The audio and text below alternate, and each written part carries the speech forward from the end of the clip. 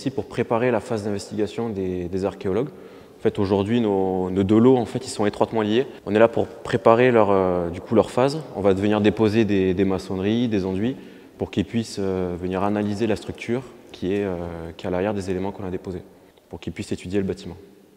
Alors, nous, toutes les semaines, on fait des tournées de chantier avec les archéologues par rapport au sondage que l'on doit réaliser. On a des zones qui sont spécifiquement définies, avec un calendrier à respecter. Et du coup, toutes les semaines, on a nos tracés qu'on doit réaliser, venir déposer nos enduits. Et eux, ils viennent vérifier s'il y a des valeurs archéologiques avant qu'on dépose complètement des parties. Et à partir de là, on peut déposer ou pas, et ils viennent étudier à l'arrière. Donc en fait, voilà, on travaille vraiment ensemble sur le chantier. On doit mettre en sécurité le travail des archéologues, plus particulièrement sur tout ce qui est sondage, les sondages qui sont en forme de puits. Par exemple, dans la salle des pas perdus, il y a un sondage qui va faire plus de 6 mètres de profondeur. Et en fait, ici, nous, notre boulot, c'est de venir sécuriser l'ensemble du sondage. Et pour ce faire, on s'est allié avec l'entreprise cousine de notre groupe, Aurige, dans lequel on fait partie, qui est les métiers du bois, qui est aussi sur Poitiers.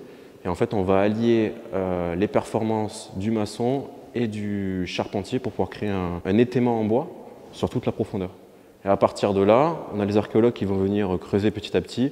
Nous, on va venir mettre en place l'étaiement. Et eux, ils vont pouvoir analyser en fait le puits au fur et à mesure qu'on avance. Donc, du coup, on a deux cœurs de métier principaux chez la Soporène et les Compagnons de Saint-Jacques. C'est le tailleur de pierre et le maçon traditionnel. Ces deux métiers se complètent parce qu'en atelier, on va venir tailler la pierre, la déposer sur le chantier.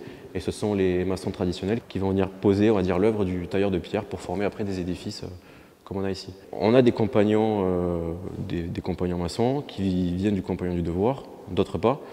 Mais dans notre cœur de métier, on a tous la même valeur. Pour venir travailler en fait, dans le monument historique, il faut être passionné, il faut aimer le métier, aimer le métier traditionnel. Et principalement, notre cœur d'activité, c'est sur le monument historique.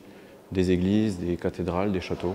Le palais représente beaucoup de choses pour la société, parce que c'est un élément, on va dire, majeur de Poitiers, par son architecture et son histoire. Donc c'était important voilà, pour la société de pouvoir intégrer ces murs et de travailler ici. Et nos ouvriers ils sont particulièrement touchés de venir travailler voilà, dans un monument qui compte beaucoup pour la ville.